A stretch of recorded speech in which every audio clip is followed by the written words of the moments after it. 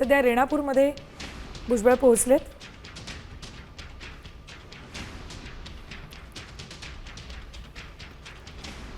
वांगदरी इथला हा 34 वर्षीय तरुण भरत कराड यानं मराठा समाजाला हैदराबाद गॅझेट लागू केल्यामुळे ओबीसी आरक्षण कायमस्वरूपी संपलं असं म्हणत आत्महत्या केली।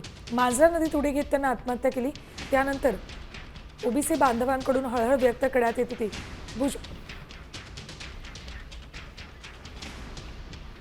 तर एकीकडे छगन भुजबळ सर्व कार्यक्रम रद्द करून रेणापूरमध्ये दाखल झाले, तर दुसरीकडे धनंजय मुंडे हे दुसऱ्या दृश्यांमध्ये दिसत आहेत। त्यांनी कराड कुटुंबियांची भेट घेतली।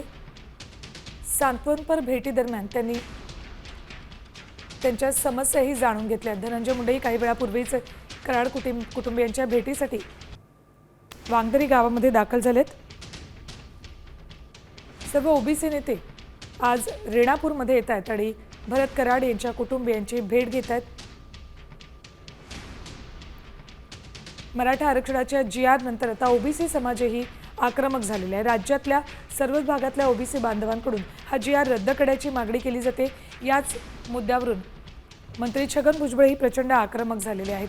आज त्यांनीही सर्व कार्यक्रम रद्द करून भरत कराड या आत्महत्या केलेल्या तरुणाच्या कुटुंबियांची भेट घेण्याचा निर्णय घेतला।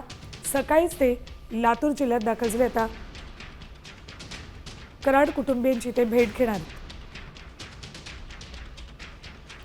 धनंजय मुंडे आणि छगन भुजबळ हे भरत कराड यांच्या घरी दाखल झालेत।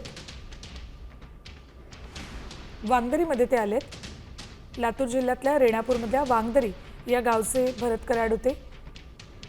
त्यांच्या पश्चात आई वडील, पत्नी आणि मुलं सुद्धा आहेत। मराठा आरक्षण रद्द न झाल्यास, मराठा आरक्षणासाठी जो GR काढण्यात आला तो रद्द न झाल्यास ओबीसींचं प्रचंड नुकसान कायमस्वरूपी होणार आहे असं म्हणत भरत कराड यांनी आत्महत्या केली। मांजरा नदीत उडी घेत त्यांनी आत्महत्या केली। त्यानंतर छगन भुजबळ यांनी कराड कुटुंबियांची भेट घेण्याचा निर्णय घेतला, तर त्यांच्यासोबत धनंजय मुंडे सुद्धा कराड कुटुंबियांच्या भेटीसाठी आले।